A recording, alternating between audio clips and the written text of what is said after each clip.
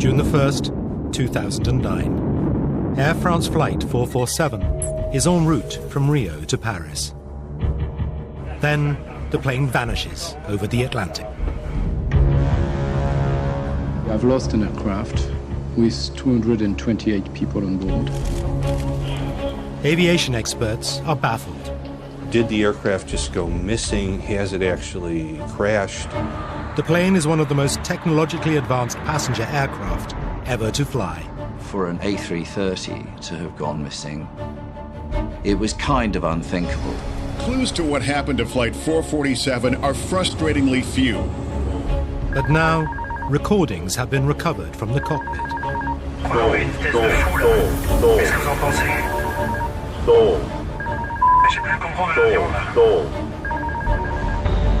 These incredible tapes don't only reveal what caused the crash.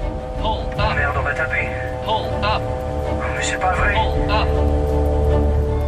They pose a disturbing question. Just how safe is flying today?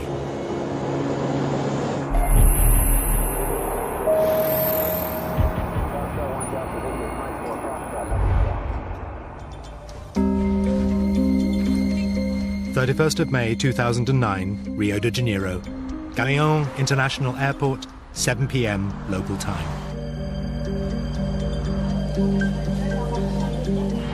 The Air France flight, an Airbus 330, takes off for the 11-hour journey to Paris. Air France is a great airline. The A330 is the latest generation of airplanes. The aircraft is so technologically advanced, aviation experts claim it pretty much flies itself. The pilots will be flying the aircraft manually during the takeoff. As soon as the aircraft's off the ground, the pilots will put the autopilot in.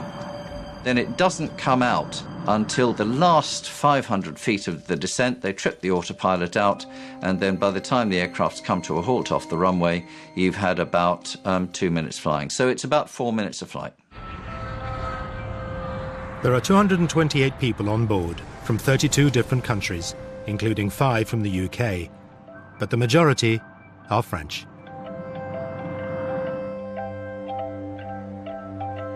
Caroline Soulas and her husband, Air France flight attendant Sebastian, have just enjoyed a 3-day break in Rio. Caroline got the opportunity to travel much because with her husband she went everywhere in the world, especially for Brazil. She went 3 times in Brazil. She fell in love with this country. Just before boarding Flight 447, Caroline contacts her mother, Corinne, at home in Paris. Before leaving Rio, it was about 7 o'clock, she sent me a text saying, it's a pity to leave Rio because it's so sunny. What's the time in Paris? It was the last text I had. 1:35 a.m. Flight 447 makes final radio contact with Brazilian air traffic control. Your traffic, my friend.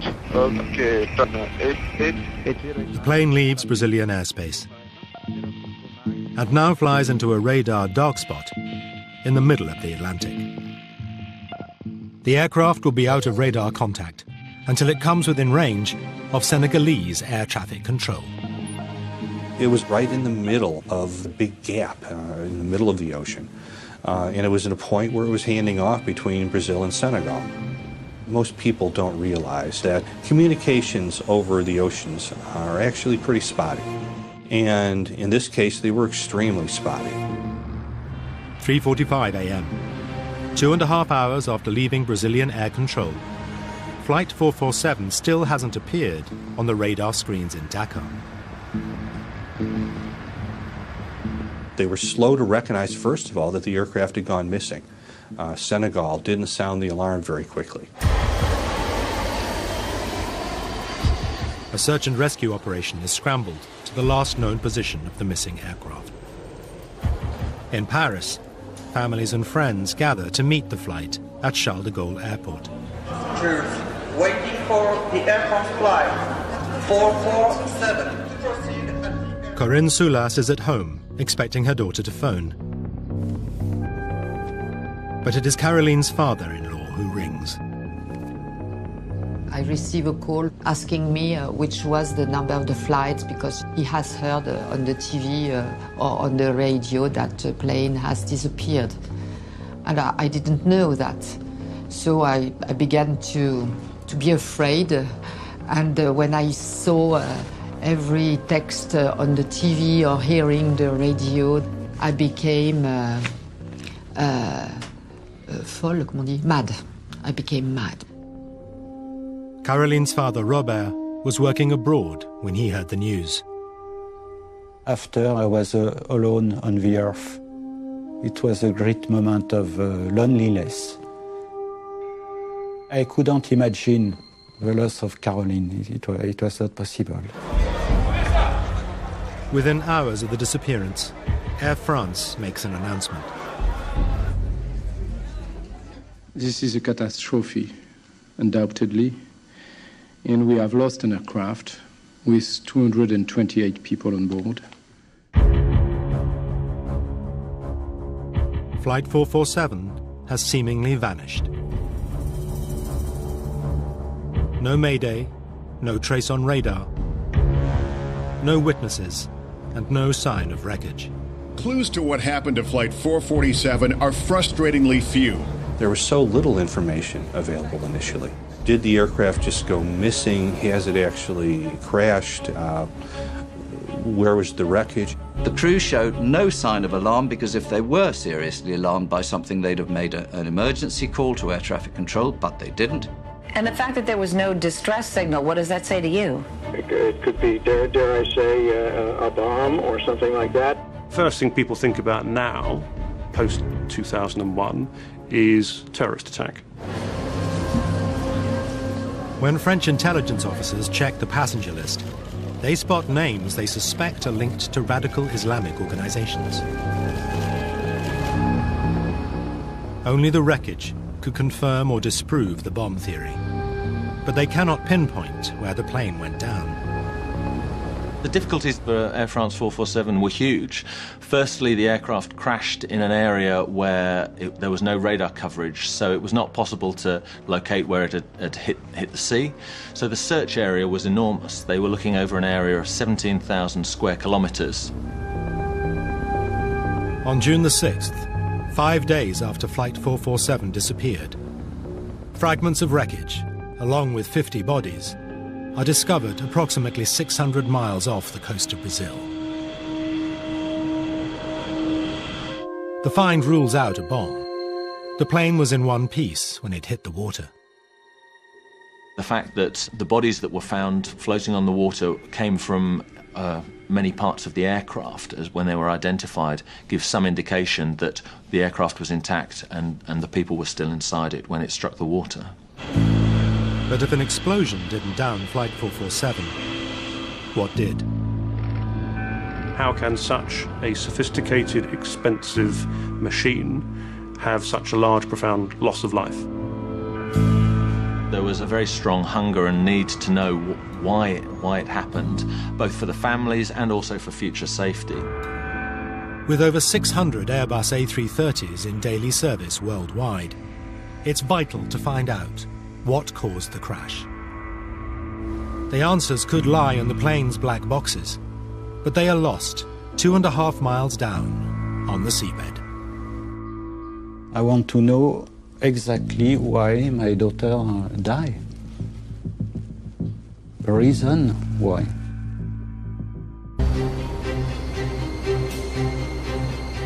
French investigators need to discover why a state-of-the-art Airbus A330 has crashed off the coast of Brazil. They believe the missing flight data black boxes can solve the mystery. It was possible that we would never find the black boxes, and certainly there have been accidents in the past where the black boxes have never been found. A French nuclear submarine is enlisted to join the search. It can pick up the ultrasonic signals transmitted by the black boxes. You have a 30-day lifespan on the underwater locator beacon, and the terrain at the bottom of the sea was very mountainous. If you can imagine, the seabed rises and falls by a huge amount, varying between, I think it was around 900 meters down to more than 4,000 meters depth. 30 days pass with no success. The team now send mini-subs down to scour the seabed. The black boxes were the crucial piece, which is, of course, why incredible amounts of time and treasure were spent by the French government and others. Many assisted trying to find these things, and it was an extraordinary search effort. But after almost 2 years, one of the greatest underwater searches in maritime history, costing over £25 million, draws a blank. Just as it seems the mystery of what downed Flight 447 would never be solved, the French investigators turned to the American team that located the wreck of the Titanic in 1985. Then, on the 2nd of April 2011, the dive team find the shattered fuselage, 13,000 feet down on the seabed. They also find 104 bodies, many still strapped in their seats.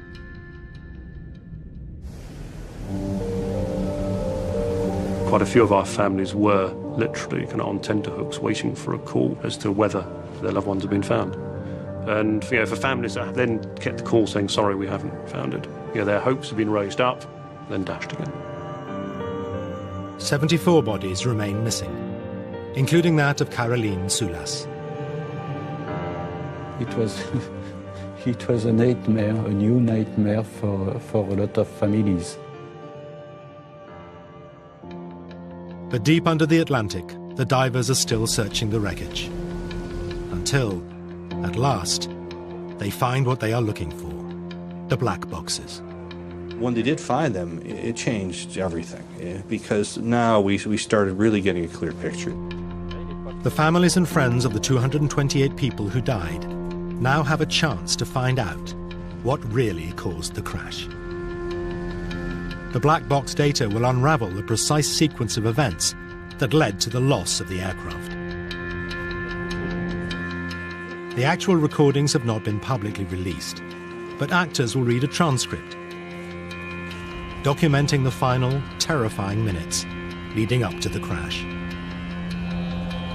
crois qu'on va une vitesse de fou là. Qu'est-ce que vous en pensez? Remonte, remonte, remonte, remonte! Flight 447 leaves Rio and heads north, following the east coast of Brazil. In charge of the plane is Captain Marc Dubois, aged 58, with almost 11,000 flying hours under his belt. The second pilot is 37-year-old David Robert, who's clocked up over 6,500 hours. The third pilot is Pierre-Cédric Bonin, whose wife is also on tonight's flight. Aged 32, Bonin, with just under 3,000 flying hours, is the least experienced member of the crew. Bonin is sitting in the cockpit's right-hand seat. His captain, Dubois, is sitting on the left. Robert is taking the regulation sleep break in the small cabin to the rear of the cockpit.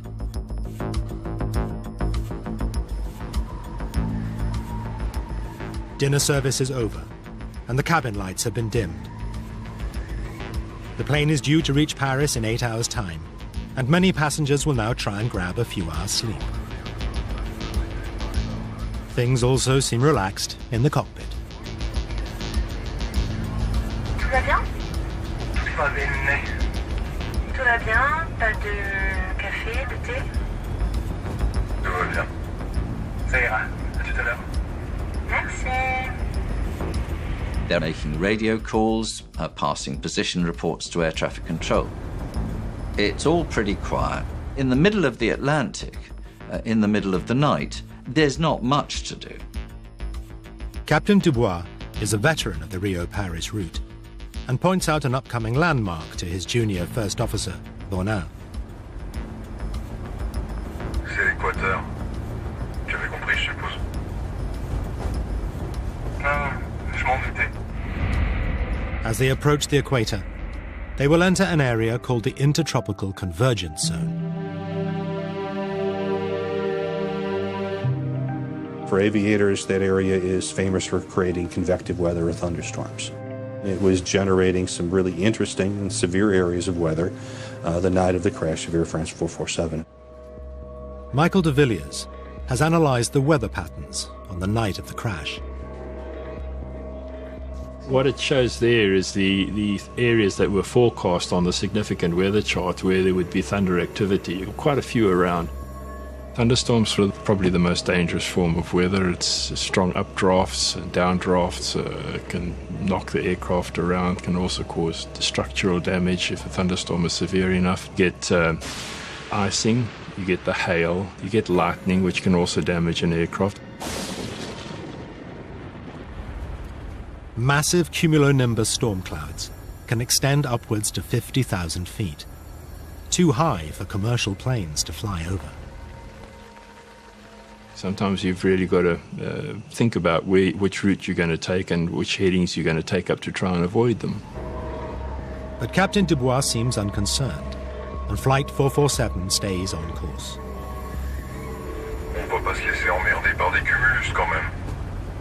Navigating around storm clouds it's not demanding. You look at them, if they're in front of you, you turn left or turn right and you fly round them. I mean, this is not difficult stuff. But several other flights crossing the zone that night do decide to divert around the storm. Il neige. 209 nœuds. Il y a un truc droit devant et il y en a un autre derrière. Hein? Oh merde, non. Je baisse un peu la lumière intérieure pour voir dehors. Ouais. J'allume les feux pour voir. Ah voilà. Quoi? On dirait qu'on va rentrer dans les zones nuageuses. 1:51 a.m. Now the dimmed cockpit is suddenly lit up. Ah bah manquait plus que ça. C'est quoi ça? C'est tout ce qu'il nous fallait, monsieur de Saint-Elme. Veteran pilot Dubois recognizes the bright flashes as St. Elmo's fire, a spectacular electrical phenomenon common in the tropics.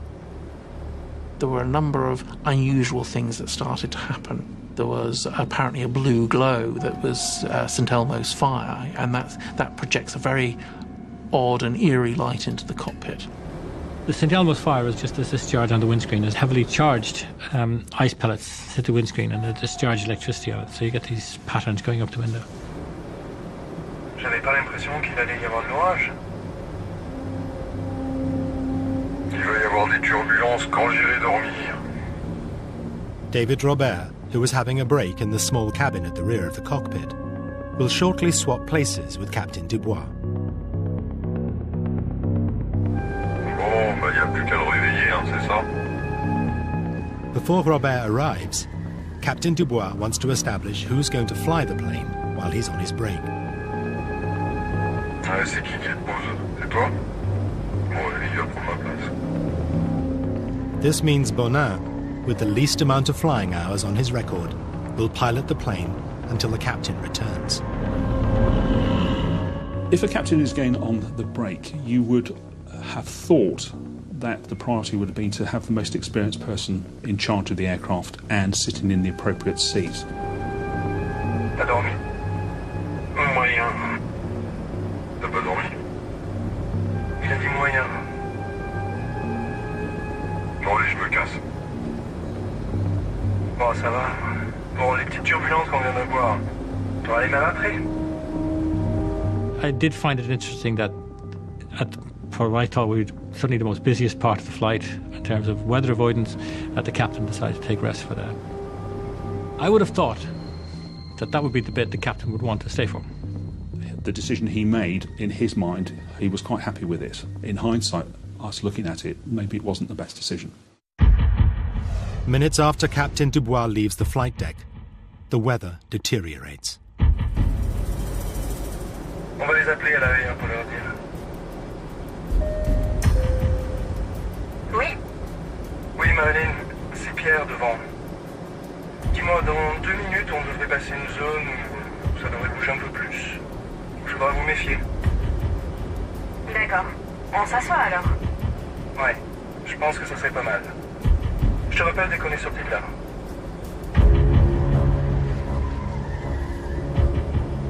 Vache, heureusement que c'était la 330, hein. C'est clair. Moins 42 degrés. Robert suggests changing course to avoid the storm clouds. Tu veux pas tirer un peu plus sur la gauche, là? Excuse-moi. J'ai dit, tu veux pas un peu plus tirer sur la gauche? As Bonin steers the plane 12 degrees to the left, a sharp, chlorine-like smell spreads through the cockpit. T'as touché la clim. J'ai rien touché du tout. Si c'est pas la clim, c'est quoi cette odeur? C'est l'ozone. Robert, who's flown many trips across the tropics, instantly recognizes the strange smell. But it seems to startle his younger colleague. C'est quoi ça? C'est un rapport avec le FIT? Non. L'ozone, c'est de l'air chargé d'électricité. Non. Ah non, d'accord. There were unusual smells in the cockpit. There were electrical disturbances and electrical phenomena around St Elmo's fire and so on. So there are many things that can contribute to degraded pilot performance. 2:10 a.m. A loud sound is heard in the cockpit. Experts analysing the black box tape believe it's the sound of ice crystals hitting the aircraft. Then, an alarm is triggered. The alarm warns the crew that the autopilot has shut down and handed control back to them. J'ai les commandes. D'accord. Bonin is sitting in the right-hand seat and takes manual control of the plane. His more experienced colleague, Robert, is now effectively co-pilot.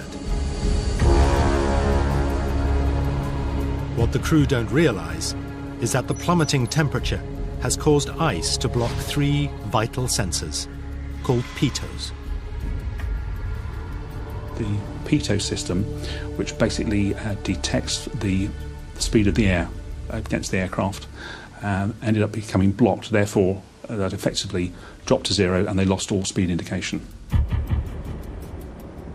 The aeroplane, while it's in autopilot, suddenly said, we know we're getting rubbish information here. We cannot deal with rubbish information, therefore we're going to trip the autopilot out and hand it back to the pilots. This is where they start earning their money. But it's not an emergency.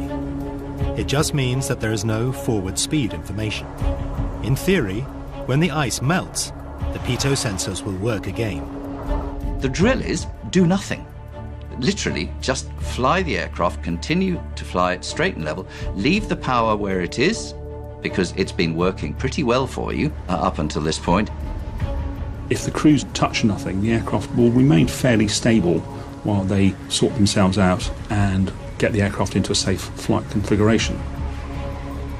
In the case of Air France 447, there was almost an immediate reaction by the pilot flying, and that actually made the situation worse.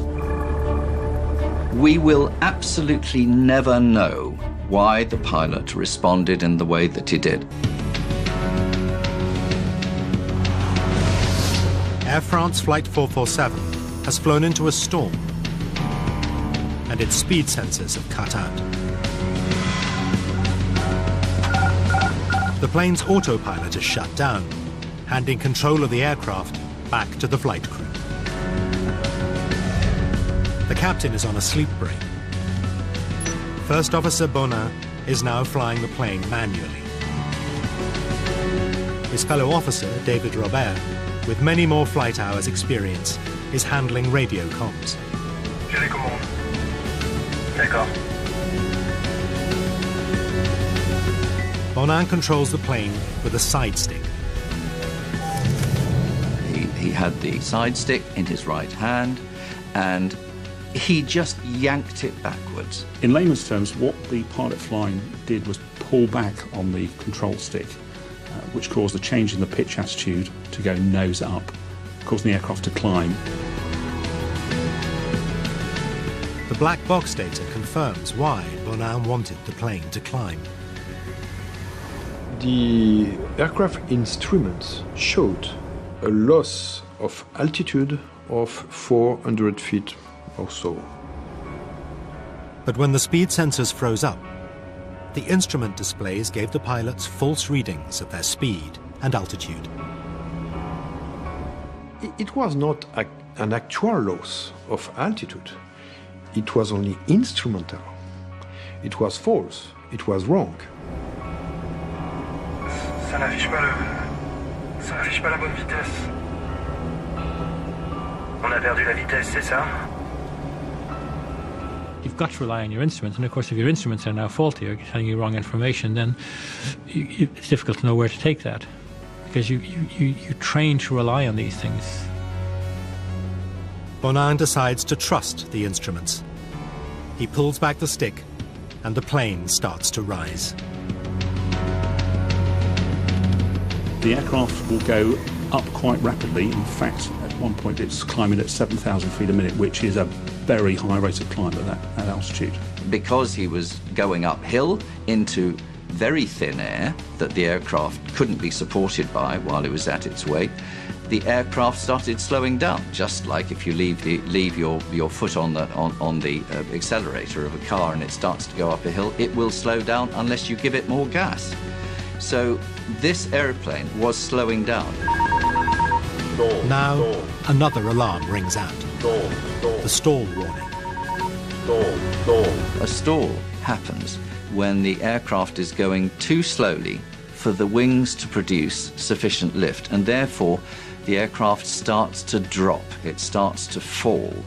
It stops flying, starts falling. To prevent the plane falling, Bonin needs to act quickly. When the stall warning occurred, the pilots are expected to take an immediate action of changing the attitude, push forward on the side stick, reduce the angle of attack, and therefore recover from the stall. The way to recover that is to get your speed back. And the way to get your speed back is to put the nose down and go downhill. But Bonin doesn't put the nose down. He keeps the stick back, and the aircraft gains even more altitude, whilst continuing to lose speed. I'm only left to draw the conclusion that they didn't believe that the aircraft was stalled.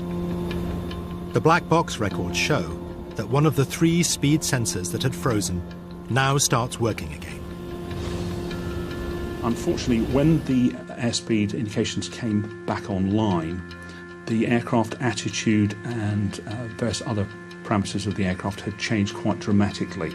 Now, some new sensors come back in with valid information that didn't look valid because everything else was so totally messed up. Fais attention à ta vitesse. Fais attention à ta vitesse. Ok, je redescends. Stabilise. Ouais. And that's really where things went from a very benign circumstance to a rapidly escalating, out-of-control circumstance. Robert presses the crew call button. He wants to get Captain Dubois back from his break and onto the flight deck. But there's no answer. Il vient ou il vient pas? Air France 447 is now 7 miles above the sea and still climbing. Whilst you're going up very, very fast, the speed is decaying very, very rapidly.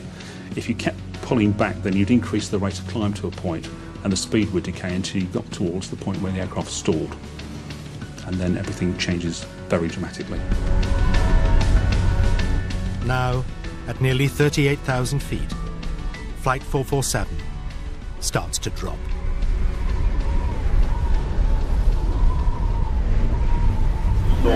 On a pourtant les moteurs. Qu'est-ce qui se passe, bordel?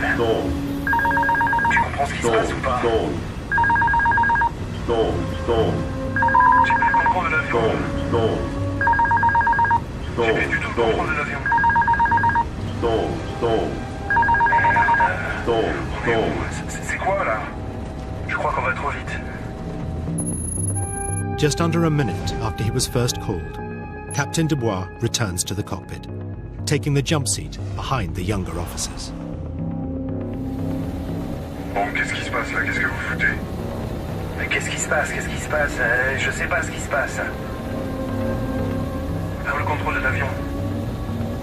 On a totalement perdu le contrôle de l'avion. On comprend rien. On a tout tenté.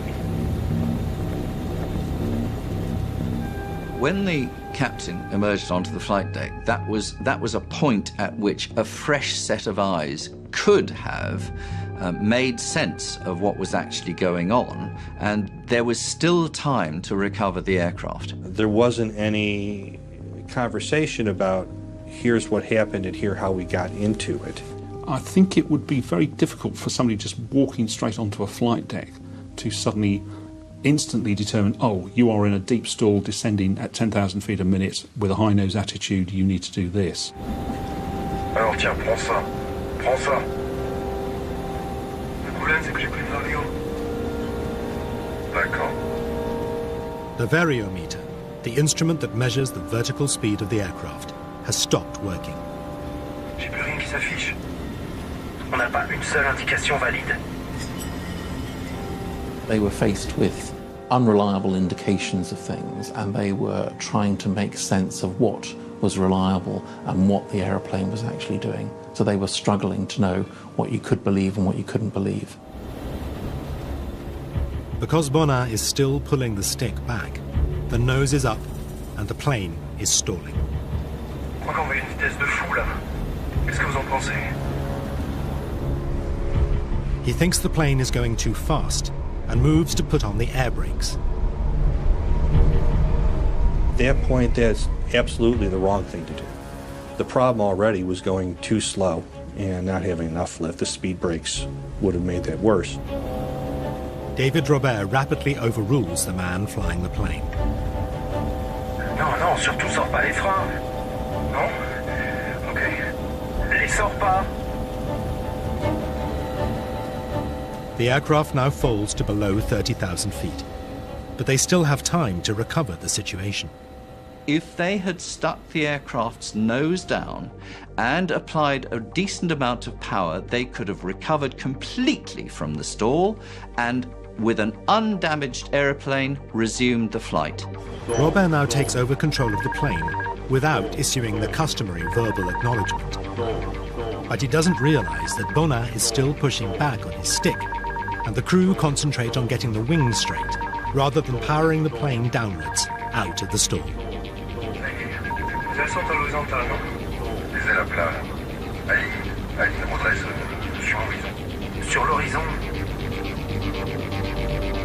They didn't understand what was happening to the airplane. They didn't have it. The picture they had in their head of what was going on was so confused that the actions they took, which they hoped would recover the airplane, were absolutely the wrong actions.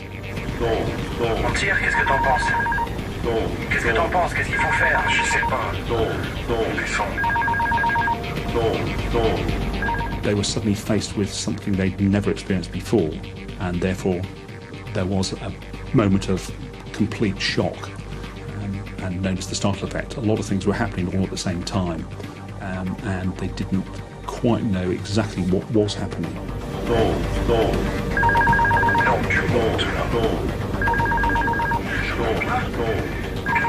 Alors on descend. Tu montes? Merde, c'est pas possible. We'll never know what was going on actually in the heads of those pilots. All we know is that they were confused. Exactly what picture they had of what was going on, we'll never know. The stall alarm, having rung 58 times, now cuts out. The computer stopped telling the pilots that the aircraft was stalled because it had gone into realms that the computer just didn't recognize. The computers have switched off. They've said, sorry, there's no information here that I can work with, so I'm out.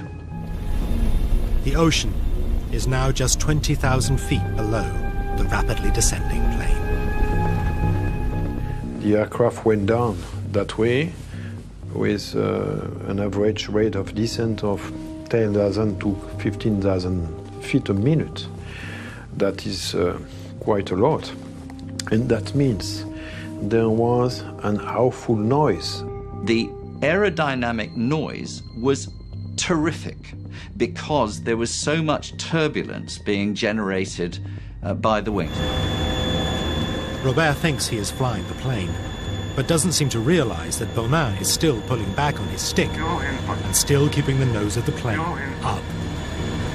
Attends, moi j'ai les commandes. C'est moi qui ai les commandes, non? It certainly appears that there was a breakdown of the discipline and communication with it on that flight deck. Ça y est, on va arriver au niveau centre. Flying through, they saw flight level 100, which is 10,000 feet. I think that was a point where we went from, we have some time to figure this thing out, to like, we might not be able to save ourselves. This aircraft was falling out of the sky like a stone. It was absolutely not flying. It was falling. And it was falling with its nose pointed upwards. Remonte. Mais je garde à fond là depuis tout à l'heure. Captain Dubois now gets the vital information. He realizes Bonin has been pulling back on the stick, pushing the nose up, and stalling the aircraft. Non, ne remonte pas. Non, descends.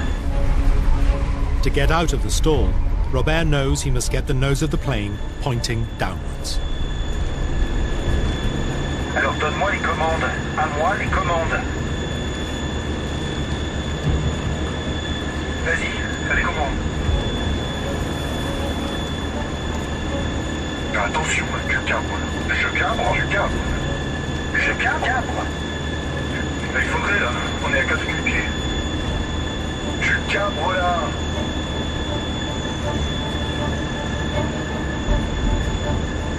The aircraft was mushing down like that, nose in the air, and it was mushing down through the sky like that. As they near 2,000 feet, the aircraft's ground proximity warning system detects the ocean below, and a new warning sounds.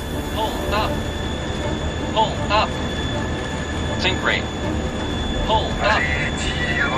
Pull up! Allez, on tire. Pull up! Pull up! Va taper. Pull up! Mais c'est pas vrai. Pull up!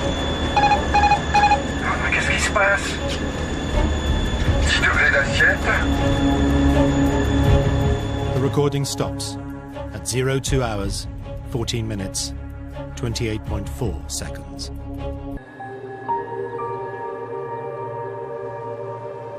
"228 people died on Air France Flight 447.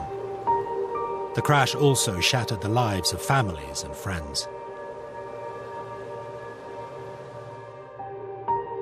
Sebastian Vedovati and Caroline Soulas met in 2003 on an Air France flight to San Francisco.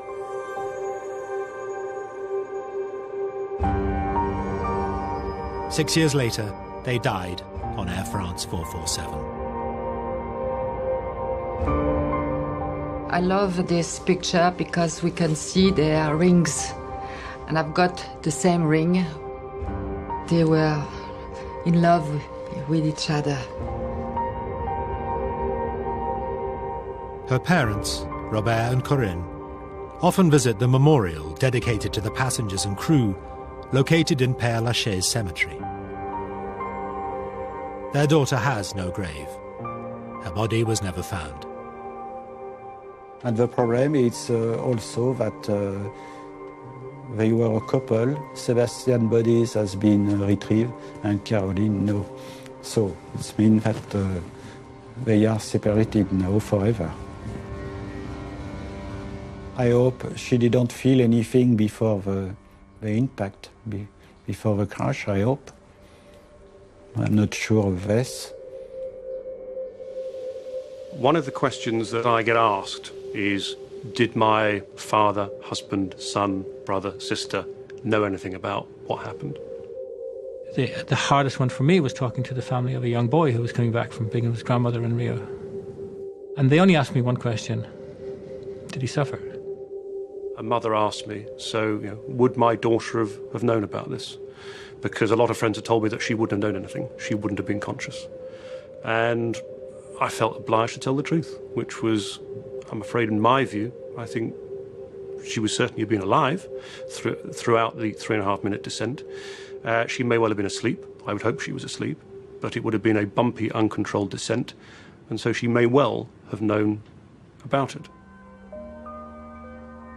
At a press conference in Paris, Air France robustly defended their pilots and acknowledged the dedication of all 12 aircrew who died in the disaster.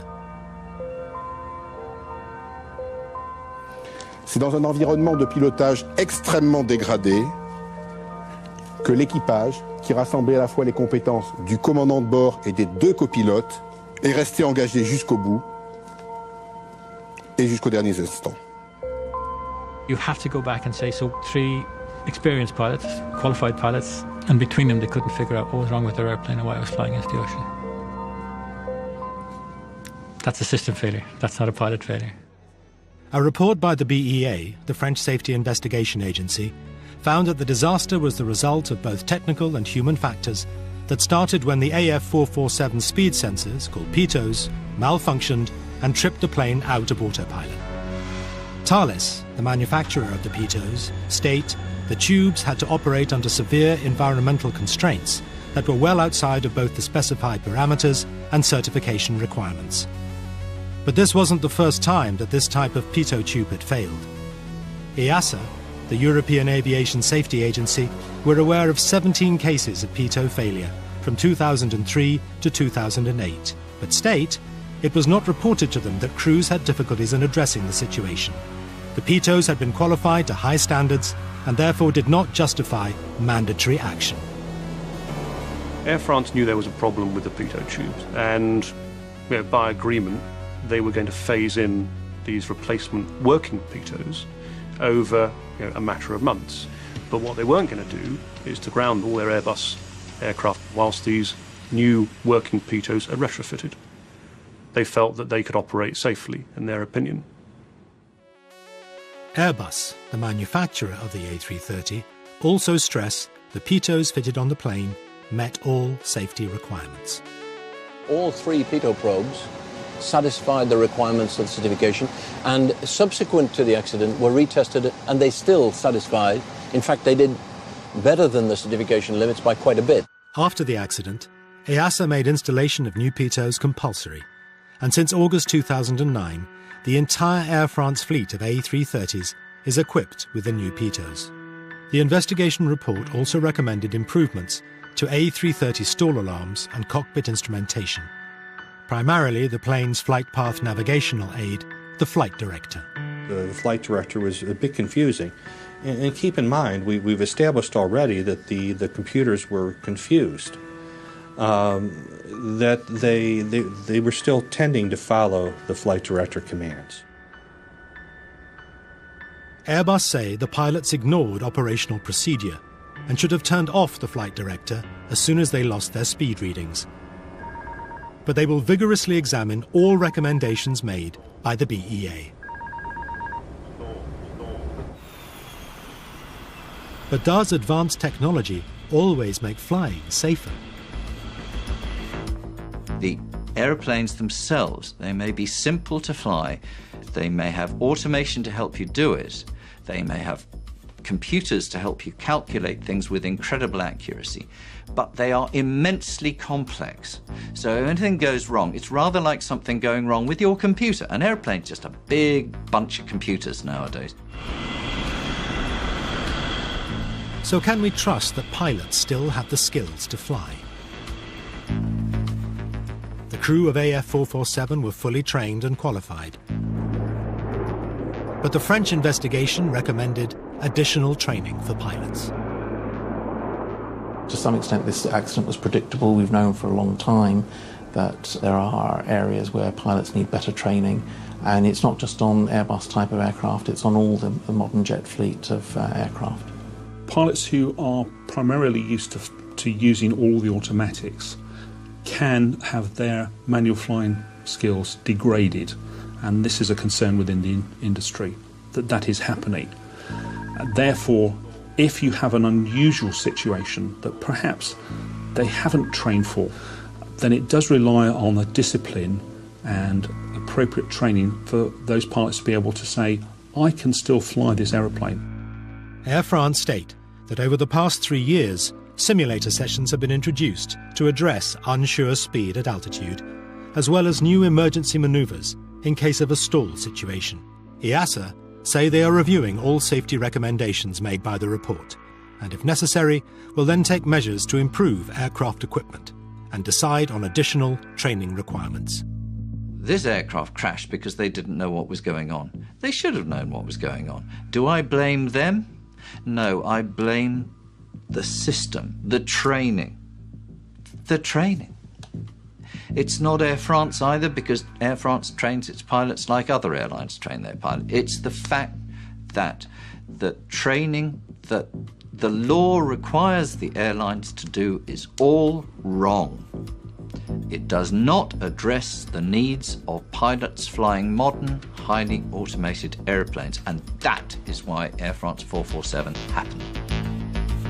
Next Sunday at 8, Kevin McLeod's Man-Made Home. More details coming up. Tomorrow, 24/7 with the SOS teams of Blackpool. 999. What's your emergency? And there are plenty of them at 9. But coming up, Mickey Flanagan and Jonathan Ross. Do they remember the 80s? It's a big fat quiz special on the way.